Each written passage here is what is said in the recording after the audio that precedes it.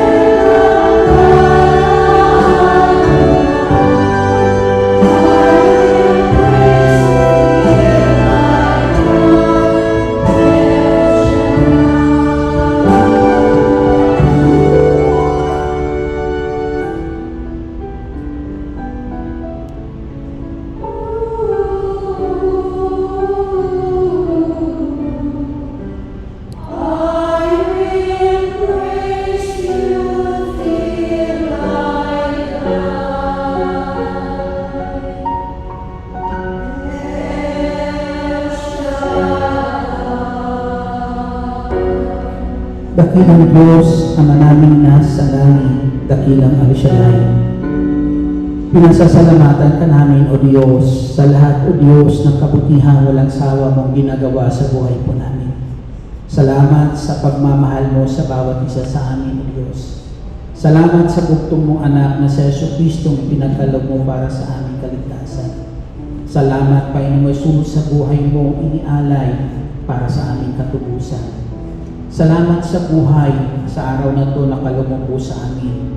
Salamat sa araw nito na muli kami nagkakatipon sa lugar nito upang kami sama-samang magpuri, sumamba sa iyo sa Espiritu at katotohanan. Sa araw na kung saan muli namin mapapakinggan ang iyong mga salita. Muli dakilang Diyos kami dumadalangin. Marapati mo maging karapat-dapat po kami, O Diyos, sa mga salita mo, tumanggap ng mga aral na nagmumula po sa iyo. Hinihiling namin, pakalinisin ng bawat isa sa amin ng banal mong dugo, Panginoong Jesus, sa taglay naming karamihan. Upang kami, O Diyos, muli ay magiging karapat-dapat sa iyong harapan, maging karapat-dapat na tumanggap ng iyong mga pagpapala. Sa iyong kalinga, tiyak na kami po ay ligtas.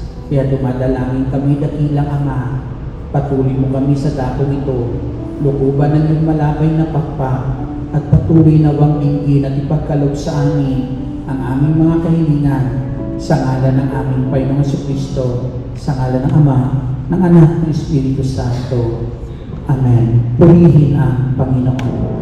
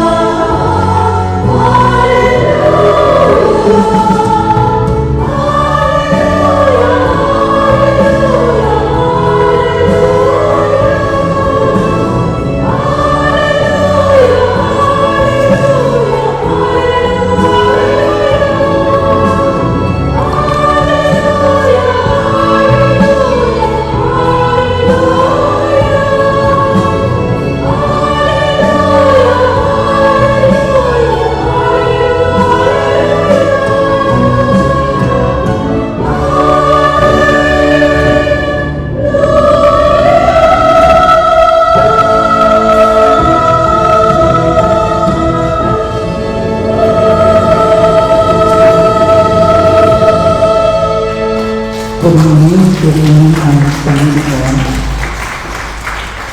At ang salita ng Diyos na ating pagsasaluhan ay hanguin po natin sa unang aklat ni Pedro, kabanata po ay 5 at talata ay 8. Humanda kayo at magbantay.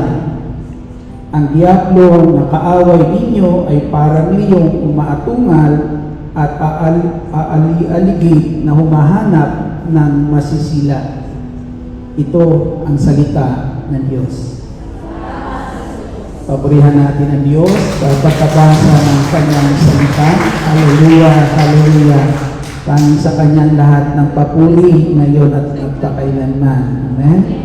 Sino po sa inyong handa at laging nagbabantay? Lahat ng handa ay pwede nang maupo. Muli isang mapagpala at magandang hapon po sa inyong lahat. Salamat sa ating dakilang El Shaddai at muli na naman naririto tayo upang patuloy na mapakinggan ang salita po ng Diyos nang tayong lahat ay laging handa, laging nakabantay. Amen?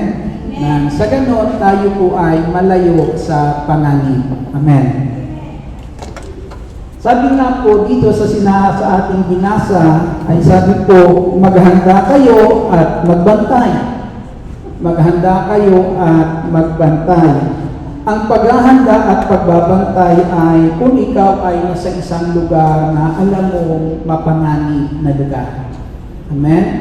Kapag ikaw ay nadudoon sa lugar na yan, na kung saan ay mapanganib ang lugar na yan, kailangan talaga lagi kang handa, lagi kang nagbabantay para anumang panganib meron po sa lugar na yan po ay hindi ka mapapahamak. Amen? Subalit mga kapatid sa ating Panginoong Hesus, kapag ikaw ay sa isang ligtas na lugar, malamang ay hindi mo na kinakailangan maghanda pa o magbantay. Amen? Sapagkat kung ang lugar ng iyong kinaroroonan ay palayo sa panganib at sa lugar na yan ay ikaw ay ligtas, wala kang dapat katakutan. Amen? Wala kang dapat katakutan. Mayroon pong minsan, ang mga magulang ay masyadong alalang-alala kapag ang kanilang mga anak ay wala pa sa loob ng tahanan. Amen?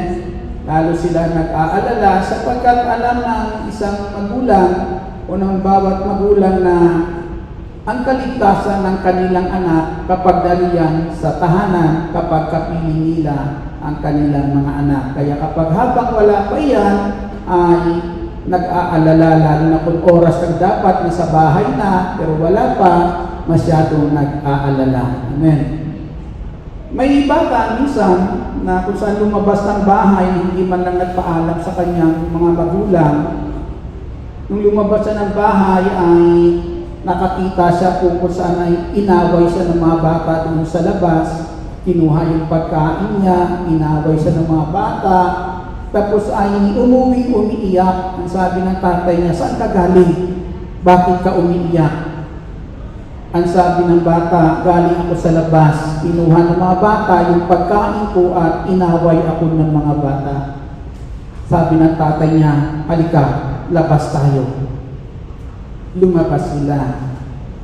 Habang sila lumalakad, ang tatay ko dinala yung kanyang anak doon sa tindahan. Ibinili niya ng pagkain na gusto ng kanyang anak. Tapos yung mga batang umaway sa batang iyon, naririyan lang sa paligid niya. Tinitingnan lang po siya. Nakabili na sila ng pagkain sa tindahan, nakabalik na sila ng bahay, walang gumalaw sa batang iyon. Yung mga nanakit sa kanya ay hindi sa pinakialaman. Minsan, may mga pagkakataon na yung ating mga anak pag lumabas sa bahay ay kinakailangan natin samahan kasi maari hindi natin tiyak kung yung lugar na pupuntahan nila ay ligtas sila. Amen? Minsan naman, hinahayaan na lang natin na sila na lang kasi alam naman natin yung lugar na pupuntahan nila ay ligtas po sila. Amen? Kaya makita natin na nung sandali na yan, ang sabi ng tatay niya sa batang iyon, sabi niya, huwag kang lalabas na hindi mo ako kasama. Amen? Kaya nung lumabas yung bata, ibinili ng tatay niya ng pagkain, walang umaway sa bata. Amen? Bakit po? Naruroon sa pag-iingat ng kanyang ama na hindi sa pwedeng galawin ng mga nanakit po sa kanya kasi naruroon yung nag-iingat para sa kanya. Purihin po natin ang ating Panginoon Kristo. Ngayon po, ang tanong po, tayo kaya ngayon ay nasa lugar na ligtas? Nasa lugar na kaya tayo ngayon na ligtas, mga kapatid? Asan ba yung panganib? Kadalasan ang panganib, kaya nga nag-aalala ang magulang kapag wala yung anak sa kanyang tahanan, kasi ang panganib wala naman sa loob ng bahay. Amen? Ang panganib naroon sa labas. Kaya sa atin po, dapat matanaw po natin mga kapatid, ang sabi po dito sa ating binasa, umanda kayo at magbantay, ang diablo na kaaway ninyo ay parang iyo na umatungal at aali-aligid na humahanap ng masisilang, aali-aligid lang. Halimbawa, kung ikaw ay naririto sa loob ng isang lugar na ligtas, yung panganib ay nasa labas, wala sa loob. Amen? At para hindi ka mailagay sa panganib yung buhay mo, huwag kang lumabas. Amen? Kasi ano doon, yung kaaway, nag-aabang lang siya, at kapag lumabas ka, tiyak masisila ka niya. Amen? Kaya kinakailangan ang buhay po natin ay naroon dapat na naroon sa isang lugar na alam po natin ay ligtas. Ang sabi po sa Ebanghelyo ni San Juan, Kabanata po ay 15, at talata po ay 18, ipinapahayag po dito ng salita po ng Diyos o ng mabuting balita kung saan tayo ngayon naroon. Ang sabi, kung napupot sa inyo ang sanlibutan, dapat ninyong malaman na puot na ito sa akin bago sa inyo. Kung kayo nga sa sanlibutan, iibigin kayo nito bilang kanya. Amen? Kung kayo sa sanlibutan, iibigin niya kayo bilang kanya, ngunit yamang hindi kayo sa sanlibutan, kundi pinili ko kayo mula rito, ito'y napupuot sa inyo. Purihin po natin ang Panginoon Jesus. Kung pinili tayo ng Panginoon Jesus buhat sa sanlibutan, ipinaparating sa atin ang Panginoon Kristo, buhat sa sanlibutan, tayo ngayon ay naririto na sa paghahari ng Diyos.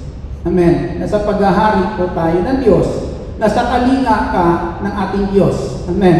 At habang tayo nasa kalinga po ng Diyos, naririyan sa labas ng kalinga ng Diyos ang mga napupuot sa atin. Amen? Yung sanlibutan na siyang napupuot po sa bawat isa po sa atin. Kaya mga kapatid sa ating Panginoon Kristo, kinakailangan huwag kang lumabas sa isang lugar na alam po natin ligtas. At ang lugar na kung saan tayo ligtas, kung saan tayo linagay ng Panginoong Jesus. Dinala tayo ng Panginoong Kristo sa paghahari ng Diyos, at habang tayo na sa paghahari ng Diyos, habang tayo naririyan ayon sa Salmo 91, Kabanata 4, 91 talata po ay 4, ang sabi po dyan, lulukuban kanya ng kanyang malabay na pakpak, at sa kalinga niya ay natitiyak mo na ikaw ay ligtas. Amen? Kaya habang naririyan ka sa kalinga ng Diyos, ligtas ka. Yung panganib na sa labas, nakaabang lang sa iyo. Amen.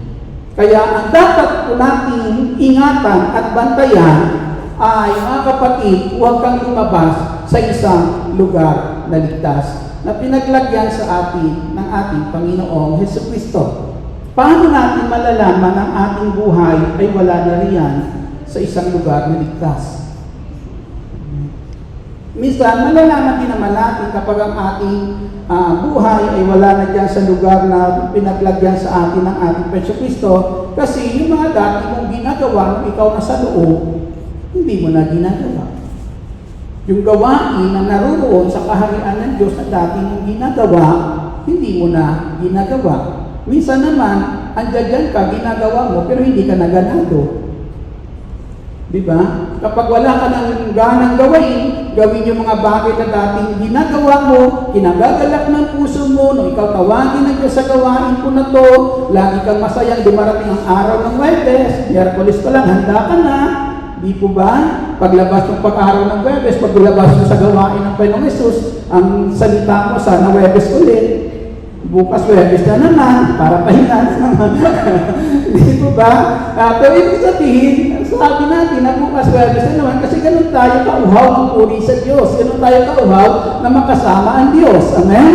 Pero nga kapatid sa Panginoong Hesus, kung tayo po'y wala na yung sigla na yan, wala na yung saya na yan sa puso po natin, na habang ginagawa natin yung mga bagay na yan na kahit na kung saan ay dati natin ginagawa habang tayo sa loob, pero kahit dito ka sa loob, kung wala ka ng ganang gawin yan, hindi ka na masaya, hindi ka pa naman sa labas, nasa pinto pa lang palabas.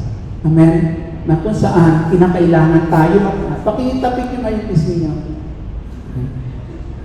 Sagoy, salamat, dito pa ako sa loob. Palagpakan po natin ang Panginoon Hesus. Malakas na pagpuri para sa Panginoon Hesus. Di po ba? Kaya nakita pa po natin yan, mga kapatid, sa buhay po natin.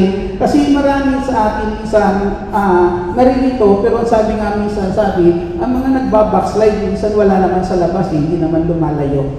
Amen? Pero andyan pa rin, pero wala lang wala lang saya na ginagawa yung mga dating ginagawa para sa ating Panginoong Kristo. Hindi na siya ganado, nadaririyan na lang, nakikisama na lang. Di po ba? Hindi po ito dapat na nagiging nakikisama na lang po tayo, kundi dapat po mismo madama ng Panginoong Hesus buhat sa puso po natin yung sayang makasama po siya. Amen? Mamalaging kasama ang ating Panginoong Kristo. Palagpakan po natin ang ating Panginoong Hesus. Minsan yan makikita minsan na tila baga nasa labas na tayo, kasi yung mga salita meron tayo minsan ay hindi na yung salita na kapagbibigay ng kaluwalhatian sa Diyos. Amen? Minsan yung dala-dala natin, minsan na salita ko ay nagdadala sa puso ng tao ng pagmamahal, parang isang binhi ng pag-ibig. Amen? Na kung saan ay yung mga salita mo pumapawi ng galit sa puso ng tao at napapalitan ng pagmamahal.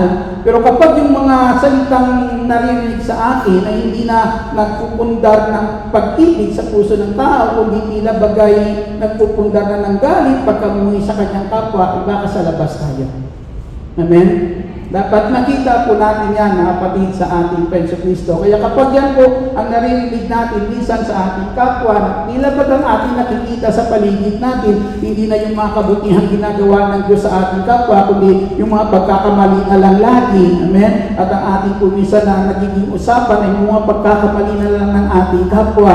Mga kapatid, baka nasa labas tayo. Amen? Kasi habang naririyan ka sa loob, wala kang ibang makikita kundi kabutihan. Kabutihan na kung saan, mga kapatid, lagi nating hinahangad na yung kabutihan na yan sa buhay ng bawat isa ay lalo pang umunlad. Kaya kapag nakikita mo yung pagkukulang, lagi mo nakikita kung paano mo pupunuan upang patuloy na yumaman ang kabutihan meron sa buhay ng tao po.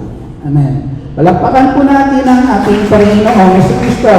Yan natin minsan nakikita na tila baga ay yung ating mga kasama pa ba? Diba? Yung mga nasa loob ba kaya o nasa labas? Diba? Na masaya pa ba tayo makita yung mga dati nating kasama sa loob? Baka naman, masaya ka na makita kung sino na yung mga nasa labas. Di po ba? At yun na ang kinakauhawan mo tuwing araw ng Webes na makasama mga kapatid. Sa atin po dapat po ay makita natin kung saan na tayo ngayon naruroon. Kasi habang tayo nasa kalinga ng ating Panginoong Hesus, tinitiyak naman talaga ng Diyos na tayo ay laging ligtas. Palakpakan po natin ang ating Panginoong Jesucristo. At hangarin po natin na kung saan para wag tayo makalabas sa kalinga ng Diyos sa lugar na pinaglagyan sa atin ng Panginoong Hesus na kung saan tayong lahat ay ligtas mga kapatid. Hangarin po natin lagi na ang buhay natin ay mailapit sa Kanya. Diba? Kapag tayo hinahangad natin, ang buhay natin ay patuloy na mailapit sa Diyos, isa rin po yan na kung saan ay paghahangad ng isang malinis na pamumuhay. Isang malinis na pamumuhay na sabi nga ng ating Panginoong Kristo, hindi ako iniiwan na nagsugo sa akin sapagkat lagi kong tinutupad ang nakalulugod sa Kanya. Iwan na naman ibang nakalulugod sa Diyos kundi makita ko yung mga ginagawa nating malinis sa paningin ng Diyos. Amen? Bunga ng isang malinis na pamumuhay. At paano natin makakamtan ko yung isang malinis na pamumuhay ng mga kapatid? Sa kita ng paglapit po sa Diyos, minsan sa kita ng pananalangin. Ganado pa ba kayo manalangin? May oras pa ba kayo manalangin? Marami ang sasabi sa akin, Brad, kasama kita lagi sa panalangin ko kapag ako nananalangin. 3:00 ng madaling araw, gumising ka ng ganun, Brad, sama tayo manalangin ng ganung oras. Ano? Nakakatuwang pakinggan na kung saan ay may oras lang, may ganung oras ang kanilang paglapit sa ating Panginoong Jesucristo. Alam natin yung pananalangin mga kapatid, ito po yung paglapit natin ng ating paglalapit natin ng ating sarili sa Diyos para patuloy tayo magkaroon ng ugnayan sa ating Panginoon. Amen? Sa pamamagitan po ng panalangin ng ating Panginoong Jesucristo, ay nananalangin ko sa madaling araw pa lang, lumalabas na siya ng bahay, pumunta na siya sa mga lugar na tahimik, at ang Panginoon ay nananalangin. Minsan naman ang Panginoong Hesus pagtapos ng gawain niya sa maghapon, nananalangin ang ating Panginoong Hesus isang araw, inabot siya ng gabi, nananalangin sa inabot ng gabi, tapos sumunod sa kanyang mga alagad na lumalakad sa ibabaw ng tubig. Amen? Ganito po yung ating Panginoong Jesucristo na alam po natin yung pananalangin, amen, yung paglapit natin sa Diyos para manalangin ay paghahangad ng kabutihan mayroon ang Diyos na siyang magkaroon ng kaganapan sa buhay natin. Kabutihan mayroon ang Diyos na hinahangad natin sa gitan ng paglapit natin sa Kanya sa pamamagitan ng pananalangin na yung kabutihan mayroon ang Diyos ay makamtan po natin. Madalas nakatingin lang tayo pagdating sa kabutihan ng Diyos ay yung mga bagay na mabuting gusto natin makamtan. Amen? Na gusto natin yung mga bagay na yan ang isang pumuno sa buhay po ng bawat isa po sa atin. Subalit, isa po sa magandang nahangarin po natin, alam natin hindi naman yan ipagkakait sa atin ng Diyos kasi ang sabi nga ng ating Panginoong Kristo, kung pag sumakita natin ang higit sa lahat ang tayo pagharian ng Diyos, mamuhay ayon sa kanyang kalooban, ang lahat naman yan ay idaragdag na sa buhay po natin. Amen? Pangako niya hindi tayo magkukulang ng anumang mabubuting bagay na ating kailangan. Subalit mga kapatid, napakaganda po siguro kung hangarin po natin yung kabutihan, mayroon ang Diyos ang siyang maghari sa buhay natin. Amen? Ang sabi po dito sa Aklat ni Santiago, Kabanata po ay 1, talata po ay 17. Palakpakan natin ang ating Panginoong Jesucristo. Sinasabi po ng salita ng Diyos ay ang ganito, bawat kaloob na mabuti at ganap ay buhat sa langit, buhat sa Ama na lumikha ng mga tanglaw sa langit.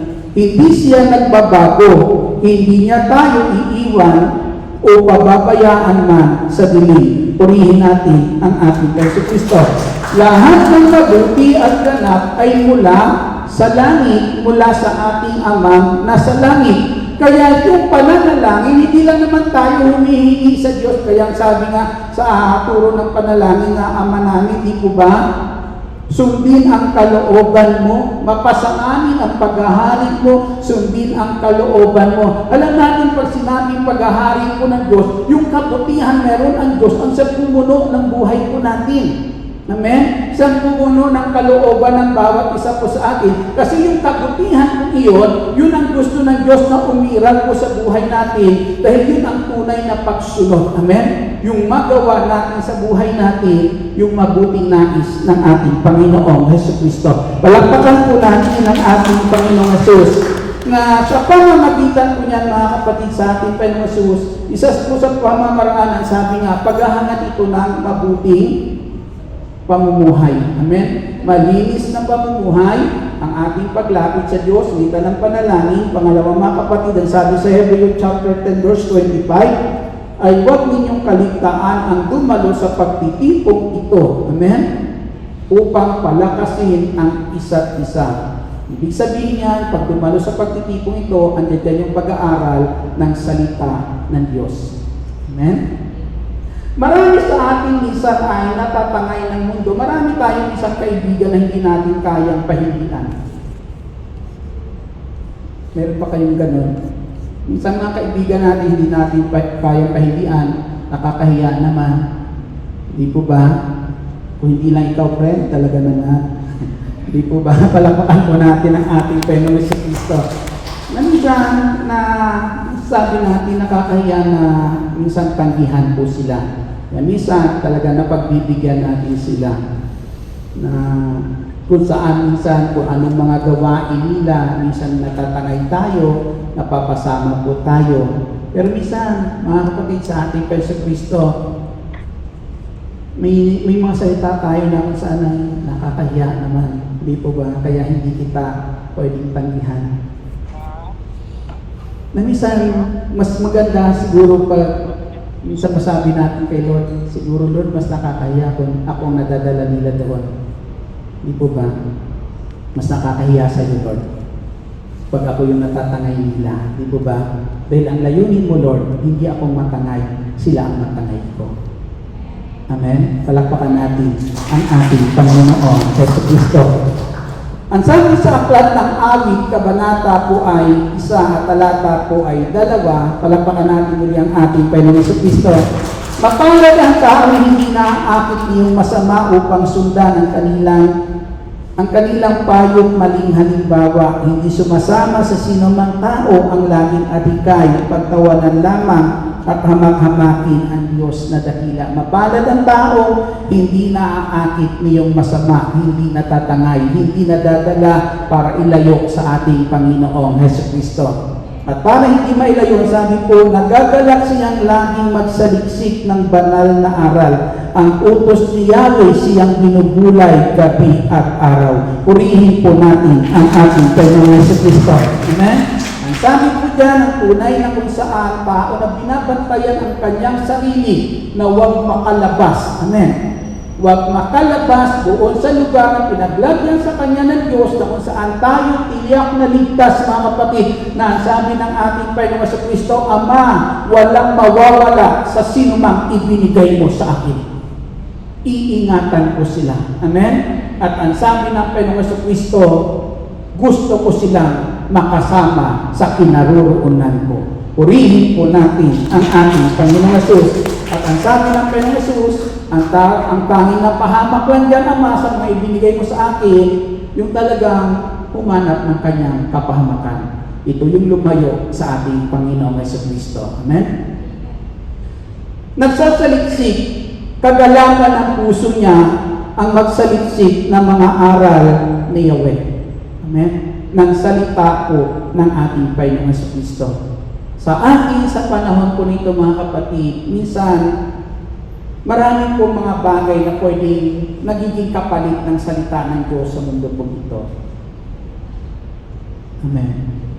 Maraming minsan nakakasilaw na alok meron sa mundo ito, lalo na kung sa panahon na tila bagay naroon ka sa mabibigat na pagsubok. Amen. Pero may kahapon may nagpatutuan, sabi ng patutuo kahapon, kahit ako naghihirap, sabi niya, ako na ang haligi ng tahanan, ako pa ang ilaw ng tahanan. Alam niyo na siguro iyon. Mula nung sa pumunta dito sa Hong Kong. Pero ang sabi niya, napagtapos niya yung kanyang mga anak.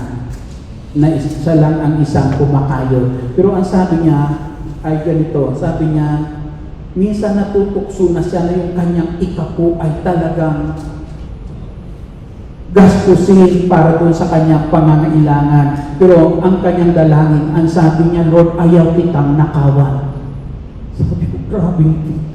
Kikita niyo po yung puso na yon, yung kanyang paniniwala sa salita po ng Diyos, pinanghawakan niya talaga yung salita ng Diyos, na yung bagay na yon, kapag tunay yung ibinigay niya kay Lord, hindi siya pababayaan ng Diyos. Purihin po natin ang ating Panginoon Kristo, na minsan mga kapatid sa ating Panginoon Jesus, kaya tayo minsan nawawala sa lugar ng pinagdadalhan sa atin ng Diyos, kasi minsan hindi na tayo kumakapit sa salita ng Diyos.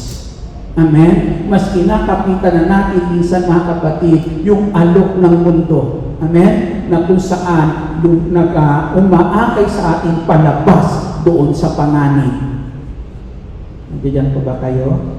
Palakpakan po natin ang ating Panginoon sa Kristo na lakas na papuri para sa ating Panginoon Jesus. Kaya sabi ko dyan, ang tao na kung saan ay tunay iniingatan, binabantayan ang kanyang sarili, na huwag sa makalabas sa lugar na pinagdalhan sa kanya ng ating Panginoon Kristo. Ito ang tao na laging inilalapit ang kanyang buhay sa Diyos, nila ng panalangin. Amen.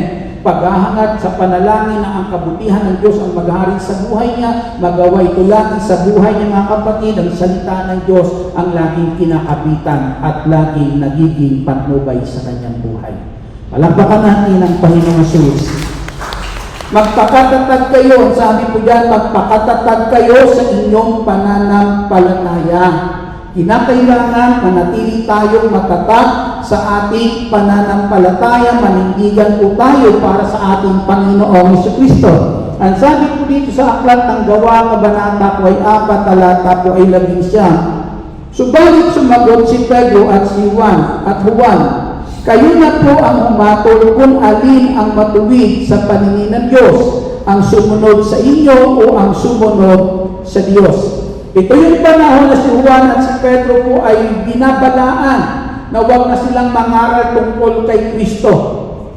Kasi nung panahon na yan, yung mga saserdote, yung mga eskriba na yan, yung mga tagapagturo nung araw ng tungkol sa mga batas, kautusan ng ating Diyos, tila baga yung mga tagasunod nila ay sumasama na, kanila ni Juan, kanila ni Pedro. Kaya yun ang kanilang kinakatakot kasi nawawala na sila ng tagasunod, lumilipat na. Kaya yung mga lingkod nito ng Diyos ay kanilang binabalaan, ikinukulong, binabalaan na kung saan ay may panganib na mangyayari sa buhay nila kapag hindi sila tumigil. Amen. Sa pangangaral tungkol sa ating Panginoong Jesucristo. Pero ang kanilang pinaglalaban, mas matuwid na gawin namin ang kalooban ng Diyos kaysa utos ninyo. Hindi namin ipangaral sa Jesucristo. Amen. Dahil yan ang tunay na matuwid. Talagang tinatayuan po nila yan kahit na kung saan na ilalagay sa panganib po ang kanilang buhay. Ang sabi po sa talata 11, 20, at ngayon Panginoon, pinagbabantaan nila kami, tulungan mo ang inyong mga alipin na maipangaral ng buong tapang ang inyong salita. Iunat mo ang iyong kamay upang magpagaling at loobin mo na sa pangalan ng iyong banal na lingkod na si Jesus ay makagawa kami ng mga kababalaghan. Pagkatapos nilang manalangin na yanig ang pinagtitipunan nila, silang lahat ay napuspos ng Espiritu Santo. Purihin po natin ang Panginoon Jesus at buong tapang ay pinangaral ang salita ng Diyos. Amen. Sa buhay po natin, minsan maraming alok. Maraming mga pamamaraan ang demonyo para tayo mailayo po sa Diyos. Amen? Pero minsan may mga tao masasabi, basta, ito yung salita ng Diyos, ito ang gagawin ko. Amen?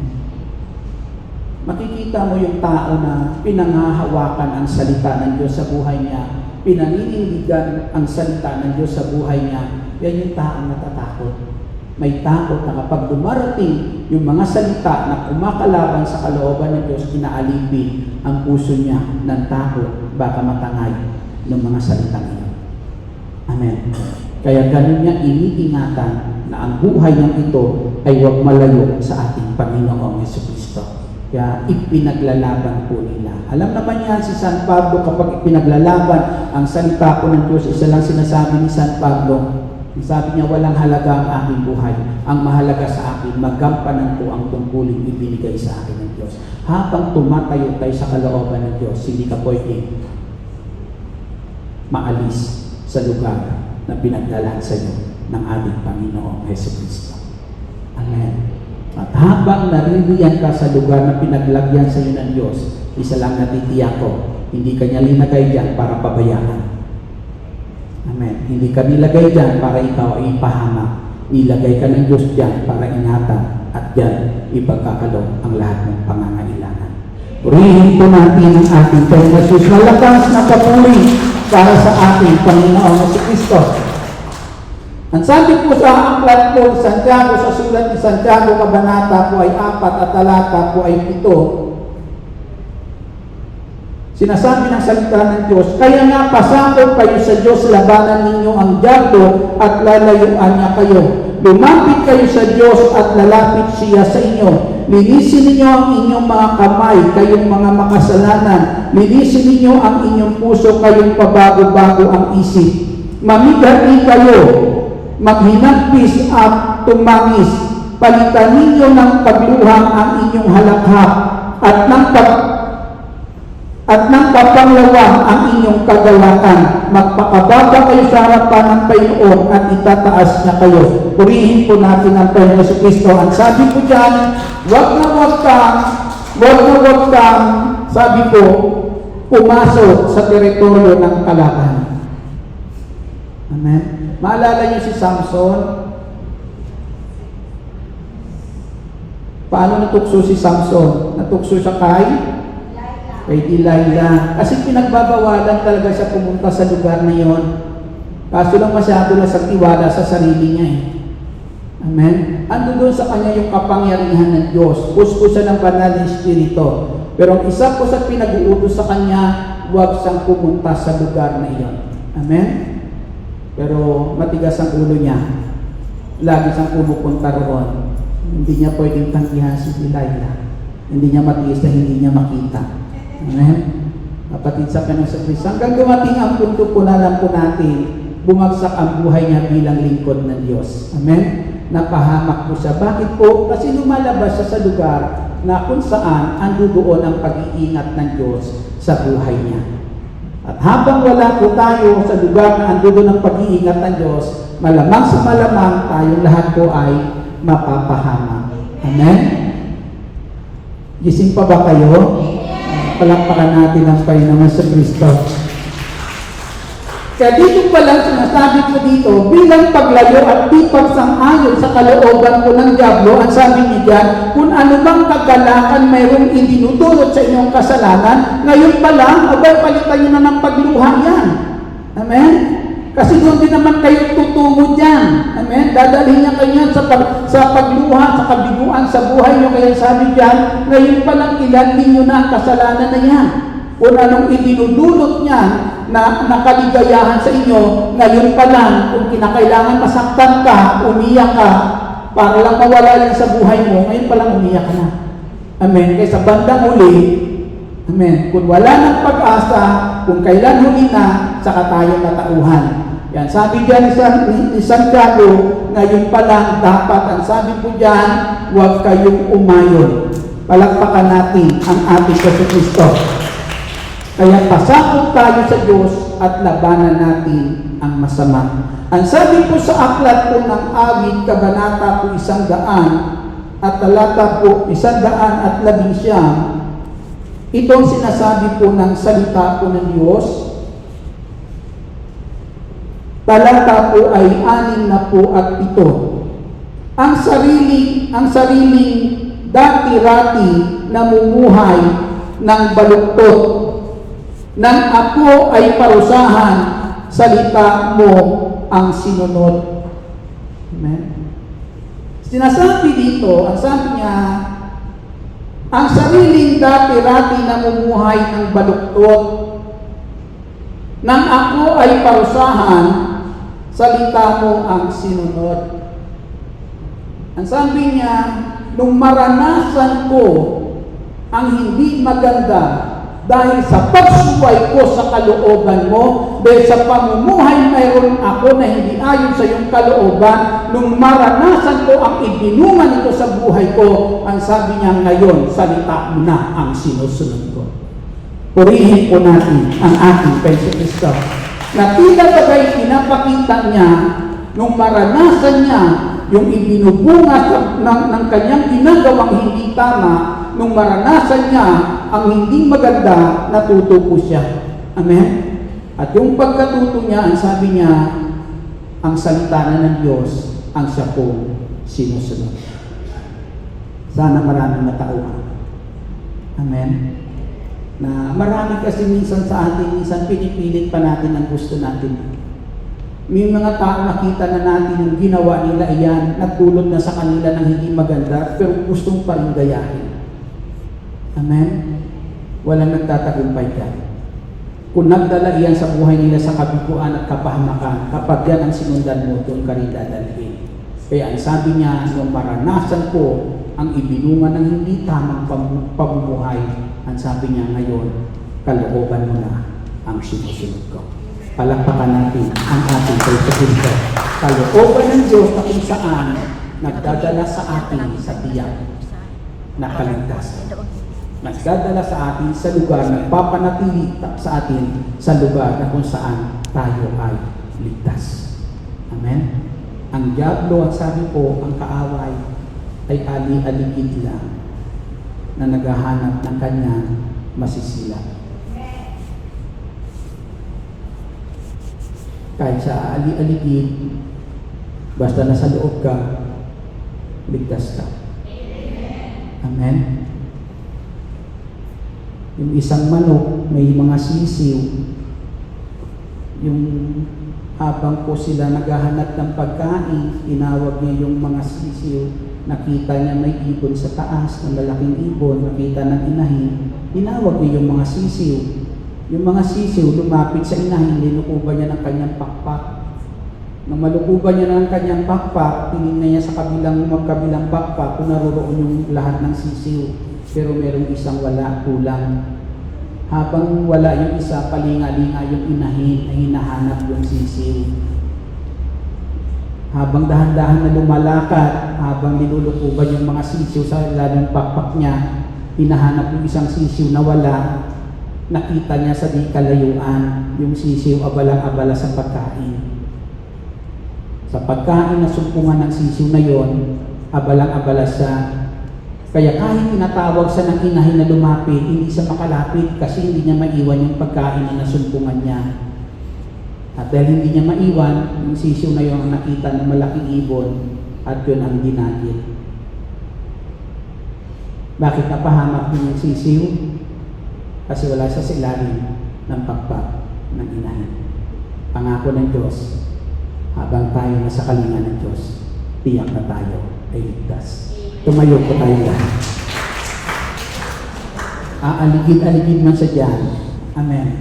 Basta nasa ilalim ka ng pakpak ng makapangyarihan Diyos, walang pwedeng gumalaw sa iyo. Amen. Kayang punuan ng Diyos kahit sa gitna ng mga panganib na yan, kaya niyang punuan ang ating mga pangangailangan. Yuko natin ang ating ulo, pikit natin ang ating mga mata. Abang namin nasa langit, lumalapit po kami sa iyo ngayon at buong pusong nagpapakumbaba. Minsan dakilang Diyos, nagagawa po namin lumabas sa ilalim ng iyong kapangyarihan. Lumabas o Diyos sa iyong kalinga dahil madalas nasusunod namin ang aming kalooban. Salamat, Panginoong Hesus, sa patuloy mong paalala po sa amin, sa mga salita o Diyos na patuloy umaabot ng puso po namin para po kami muling bumalik sa iyong banal na kalinga. Humihiling kami dakilang Diyos, patawarin mo kami sa aming mga kamalian, patawarin mo kami sa aming mga nagawang pagkakasala.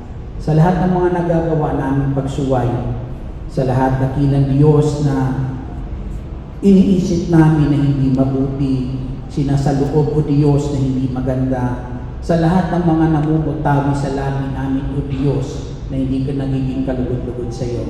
Patawarin mo kami, nilisin Panginoong Jesucristo ng banal na dugo. At sa mga sandali na ito, dakilang Diyos, inaanyayahan po namin ang banal na Espiritu ang siyang manahan sa puso po ng bawat isa sa amin. Ang siyang manahan o Diyos at mag-ari sa bawat isa po sa amin. Pagbuksan po natin sa ng pintuan ng puso po natin, siyang kailangan natin patuloy na lumabay po sa atin. Nang huwag po tayo malayo sa Diyos na tunay nagmamahal sa atin.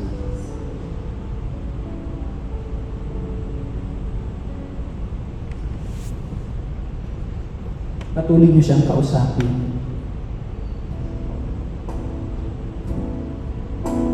Humingi tayo sa Kanya ng karunungan. Pag-unawa na mabatid natin ang kalooban niya araw-araw.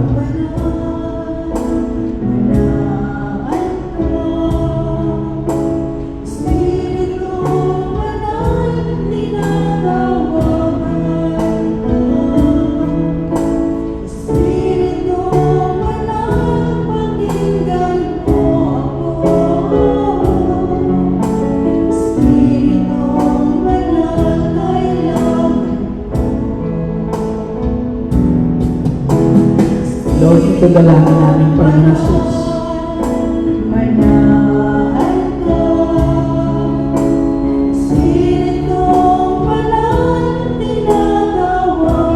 O banal na Espiritu, manahan ka sa amin.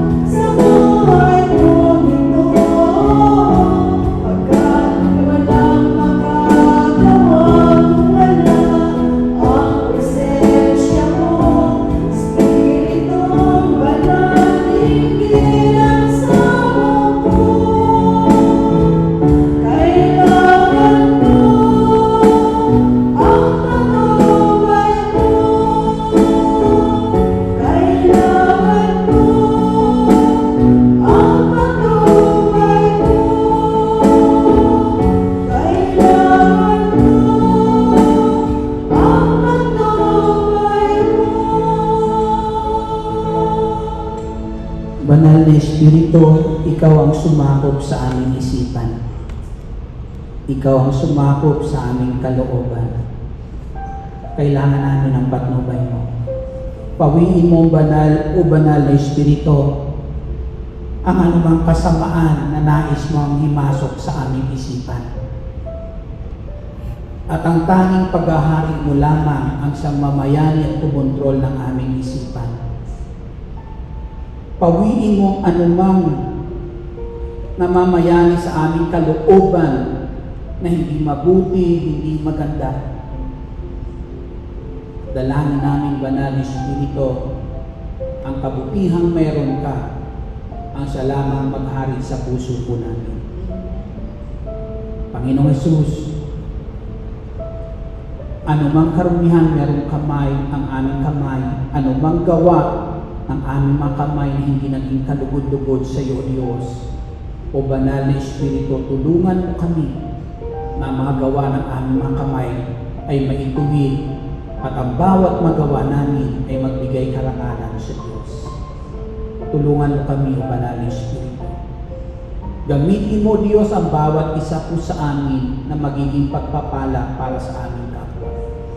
Nang walang sino man o Diyos sa mga tinawag mo sa banal mong gawain, ang mawawala o Diyos sa lugar na pinagdalhan mo po sa amin. Bagkus patuloy namin maingatan ang isa't isa, Panginoong Jesus. Patuloy kami makapagbigay ng kalakasan sa isa't isa, Panginoong Jesucristo. Nang ang bawat isa po sa amin patuloy na magiging matatag sa aming pananampalataya sa bugtong mong anak na si Jesucristo. Patuloy, O Diyos, na magiging matatag, O Diyos, ang aming pagmamahal para sa iyo, Panginoong Jesus. Salamat, Panginoong Jesucristo. Salamat. Patuloy mo kaming lukuban ng iyong banal na kapangyarihan. Salamat, dakilang Al-Shaddai. Panginoon, batid po namin na habang kami nasa kalinga mo, hindi mo kami pababayaan. Batid mo at alam mo ang lahat ng aming pangangailangan. Bago pa naman namin ito hingin sa iyo, alam mo na ito at meron ka nang inihanda sa amin, Panginoong Jesucristo. Kaya dakilang Diyos, pinihiling ko po, ano man ang kanilang kahilingan ngayon, ipagkaloob mo sa kanila. Ipagkaloob mo, dakilang Jesucristo. Taas po natin ang mga bagay na nais natin, taas natin, Panginoong Jesus. Lord, isa sa aming kahilingan, hawakan mo kami ng pagpalang kamay, Panginoong Jesus. Nang hindi po kami malayo po sa iyo, hawakan mo kami ng mapagpalang kamay. Kung ang kamay mo, Panginoong Jesus, ay naibigay mo para ipako, para kami matubos sa aming mga kasalanan. Dalahin po ang mga kamay na yan, Panginoong Jesucristo. Araw-araw ay huwag mong ipagkain sa amin. Dalangin namin. Yan ang kamay na patuloy na humawak sa bawat isa po sa amin. Sa kamay mo, Panginoong Jesus, may katiyakan kami. May kasiguraduhan ang buhay namin sa kamay mo, Panginoong Jesucristo. Kaya hinihiling ko, Panginoong Jesus, ang kamay mo ngayon para tugunin at ibagkaloob sa aking mga kapatid ang lahat ng kanilang kahilingan. Nananalig kami, Panginoong Jesus, na sa aming pagtawag ngayon sa iyong pangalan, hindi mo kami bibiguin. Ipagkakaloob mo ang aming mga kahilingan. Salamat, Panginoong Jesucristo. Salamat, Panginoong Jesus. Tulad ng iyong pangako, maghari ka sa buhay namin, huwag mo kaming iwan, huwag mo kaming pababayaan. Sa iyo, O Diyos, ang lahat ng kapurihan, sa kabutihan ginagawa mo ngayon sa buhay namin, at patuloy pang gagawin, O Diyos. Pagpalain mo, Lord, ang kanilang mga mahal sa buhay. Ang mga among pinaglilingkuran, pagpalain mo, Lord, at gamitin pagpatuloy magiging pagpapala sa kanilang buhay. Sa ngalan ni Jesus, sa ngalan ng Ama, ng Anak, ng Espiritu Santo. Amen. Papurihan, pasalamatan natin ang Panginoong Jesus at patuloy kayong samahan at pagpalain ng Diyos sa lahat ng inyong gagawin.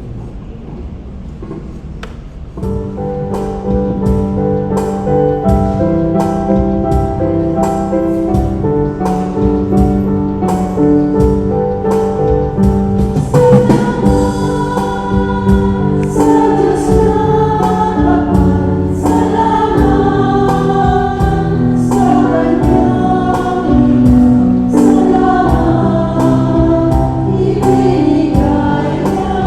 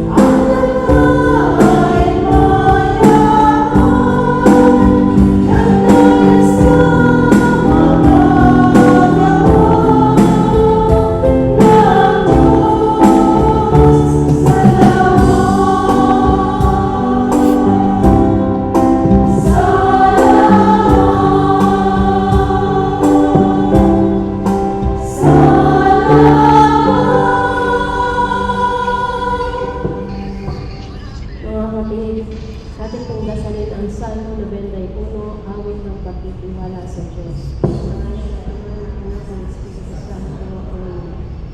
Siya ang nakakangatong pagkukok ng taas-taasan at nananatili sa kanila ng iyong kapangyarihan.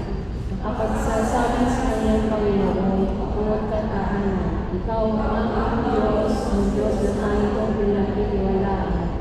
Ika'y iligtas niya sa pangalan sa unang nabita, at kahit anumang bigat sa halap na hindi ka magdaranas, tululugan ka na sa gilid ng kanyang maraming napakpak. Sa kanila niya ay natitiyak ko na ikaw ay iligtas. Iingatan niya at nagsasandalang pagkat siya kita. Magsapit ng gabi, di ka matatakot sa anumang bagay. Maging sa gagawin biglaan paglusog pagsapit ng araw. Hindi sa anumang darating na salot